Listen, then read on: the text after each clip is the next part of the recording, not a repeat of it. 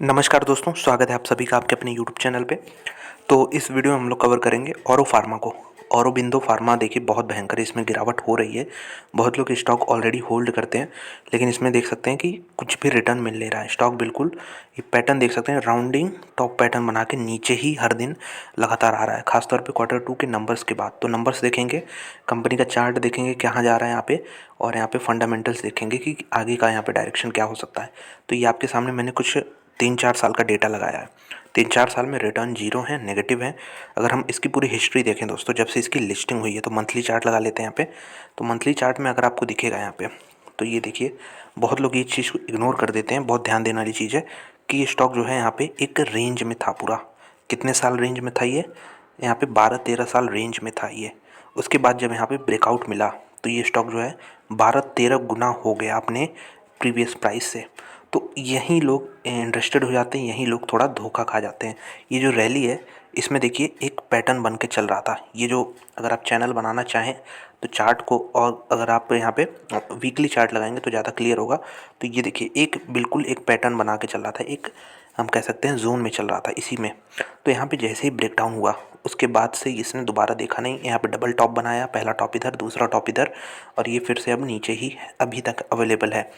तो ये दोस्तों, ये जो फेज़ है, इसको हम कहते हैं कि यहाँ पे मार्केट काफ़ी ज़्यादा इसको वैल्यूएशन दे देता है जो एक्सपेक्टेड अर्निंग्स होती हैं उससे।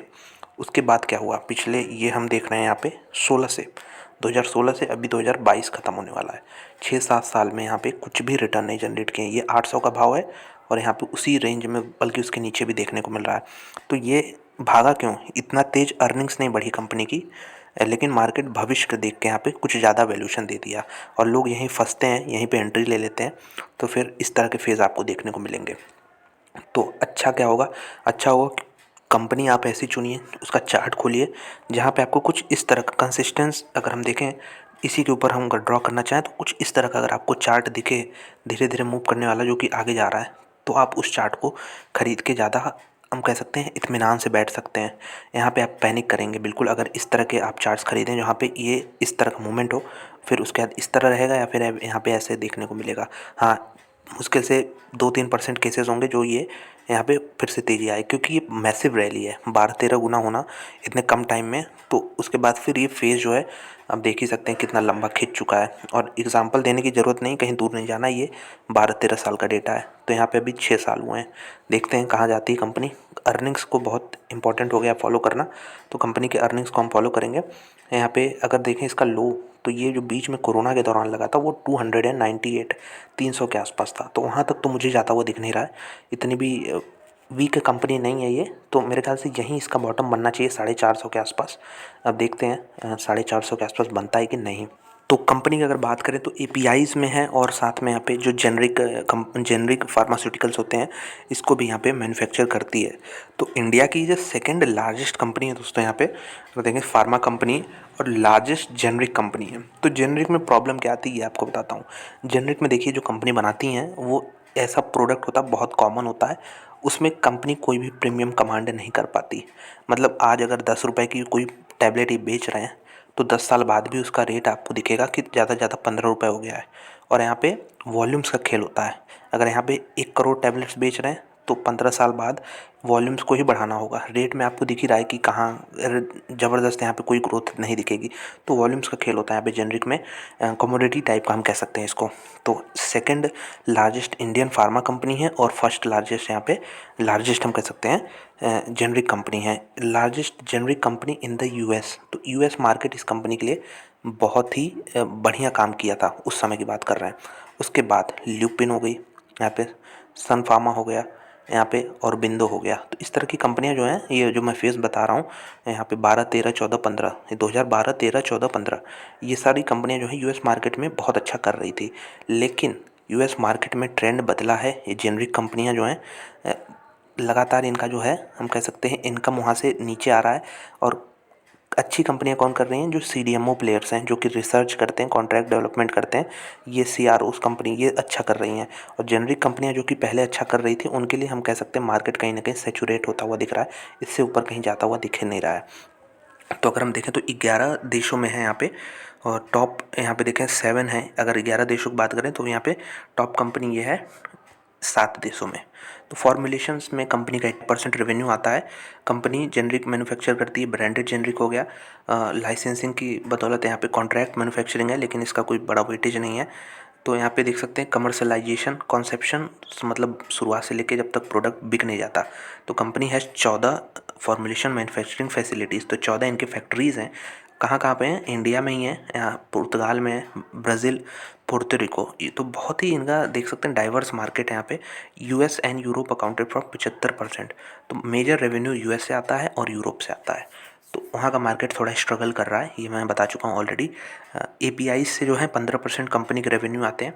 तो ये भी थोड़ा मैं कहूँगा जेनरिक के मुकाबले तो ये थोड़ा अच्छा चीज़ है यहाँ पे। इससे अगर रेवेन्यू बढ़ता है तो कंपनी अच्छा मार्जिन कमांड कर पाएगी। तो यहाँ पे 150 कंट्रीज़ को ये एक्सपोर्ट करते हैं और 90% रेवेन्यू यहाँ पे इंटरनेशनल ऑपरेशन से आता है। इंडिया में इनका कोई एपीआई से बहुत बड़ा काम नहीं है। अगर हम बात करते हैं तो इंटीग्रेटेड मैन्युफैक्चरिंग फैसिलिटीज़ कंपनी की कहाँ कहाँ है? 24 है यहाँ पे। इंडिया में 21 है, पुर्तगाल, ब्राज़ील यहाँ पे हम ऑलरेडी देख चुके हैं। तो बैकवर्ड इंटीग्रेशन जो है यहाँ पे, मतलब कंपनी को ऑलरेडी सप्लाई मिलती रहेगी। Production schedules with on time availability of raw material. तो कंपनी बैकवर्ड इंटीग्रेटेड है। इसका मतलब क्या है दोस्तों? जैसे कोई फैक्ट्री है कंपनी की, तो इसके लिए जो इसको रॉ मटेरियल चाहिए वो किसी दूसरे पर डिपेंड नहीं होना पड़ेगा। चाइना पर डिपेंड नहीं होगा कि हमको यहाँ से रॉ मटेरियल लाओ तो हम अपना प्रोडक्ट बनाएंगे, फॉर्मुलेशन बनाएंगे, यहाँ पे टैबलेट्स बनाएंगे। यहाँ इनके यहाँ बैकवर्ड इंटीग्रेशन का मतलब है यहाँ पे इनके खुद जो रॉ मटेरियल है वो अवेलेबल होंगे। तो इससे थोड़ा कॉस्ट कटिंग हो जाता है। तो ये पॉजिटिव चीज़ है, मैं कंपनी का बता रहा हूँ। तो यहाँ पे कंपनी ने 1600 करोड़ रुपए आर.एन.डी पे खर्च किया। फार्मास्यूटिकल कंपनी ढूंढ रहे हैं, केमिकल कंपनी ढूंढ रहे हैं, आर.एन.डी का पोर्शन जरूर देखा करिए। रिसर्च एंड डेवलपमेंट पे कितना काम कर रही है। अगर नहीं करेगी तो कंपटीशन इतना ज़्यादा है इन सारे सेक्टर्स में, और मार्केट में इतने अगर देखें तो ग्रोथ उतना नहीं है इस मार्केट में, लेकिन कंपटीशन इतना है कि इनको कोई भी पीछे पछाड़ देगा। इसलिए आर.एन.डी में काम करना बहुत ज़रूरी है। 9 आर.एन.डी सेंटर हैं, 5 इंडिया में हैं, 4 यूएस में हैं। तो पेटेंट्स भी कंपनी करती है। तो ये सब कंपनी के बारे में हो गया। बहुत सारी डिटेल हो गई। कंपनी अपना एक्सपेंशन भी कर रही है, कैपेसिटी पीएलआई स्कीम से भी इसको फ़ायदा हो रहा है। तो पॉजिटिव चीज़ें तो हम लोग देख चुके हैं दोस्तों यहाँ पे।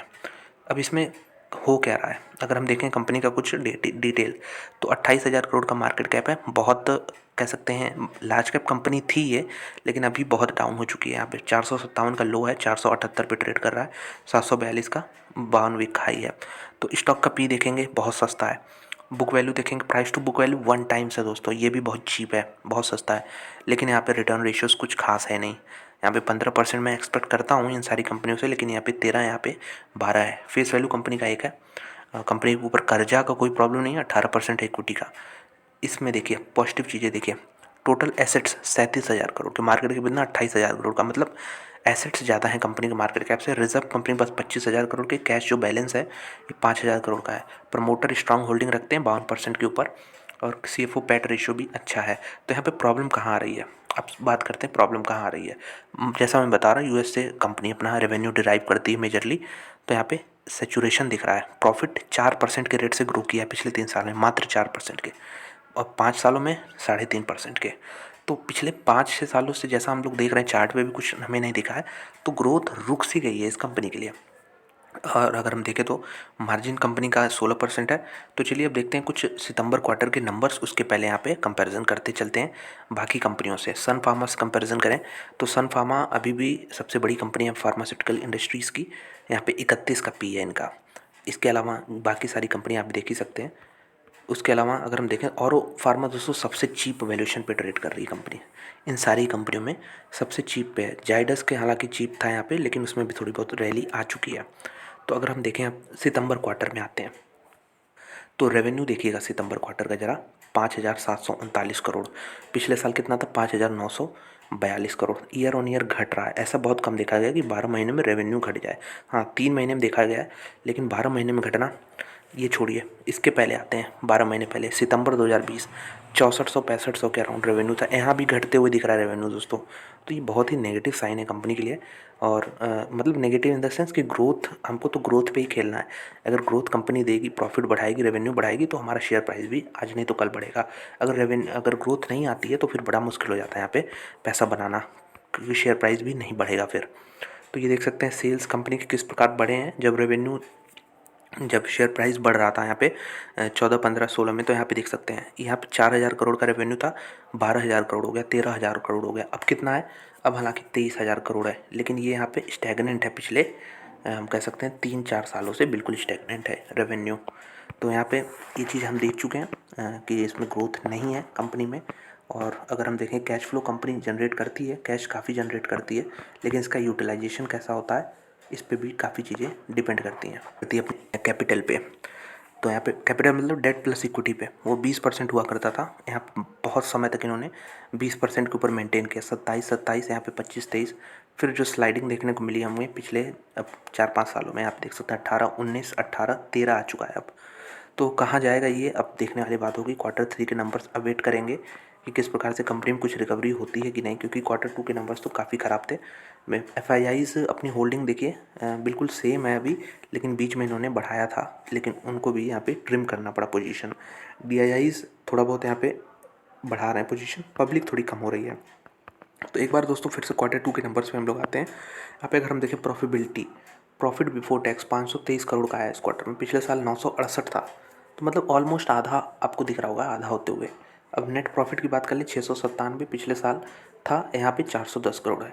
410 करोड़ दोस्तों, अगर आप पीछे जाएंगे 410 करोड़ ढूंढ ही जा रहा है यहाँ पे।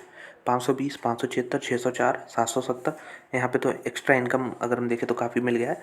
इसके अलावा अगर देखें 410 करोड़ फ्रेम में है ही नहीं कहीं, 2019 सितंबर की बात कर रहा हूँ। तो मतलब इतना कम रेवेन्यू तो आया ही नहीं पिछले, अगर हम बात कर लें 3 सालों में। तो माफ़ कीजिएगा, रेवेन्यू नहीं, प्रॉफिट की बात कर रहा हूँ, प्रॉफिट आफ्टर टैक्स की। तो ये आया ही नहीं पिछले 3 सालों में, तो काफ़ी वीक रिजल्ट हैं। इसके बाद पिटाई भी चालू है कंपनी की।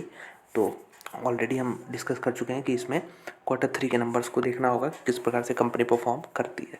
तो अगर आपके पास ये शेयर है तो कमेंट करके बताएं कि आपकी क्या रीज़निंग है इसको होल्ड करने की, और कहाँ आप इसको देखते आने वाले 5 से 10 सालों में। आपका क्या इस पे थेसिस है?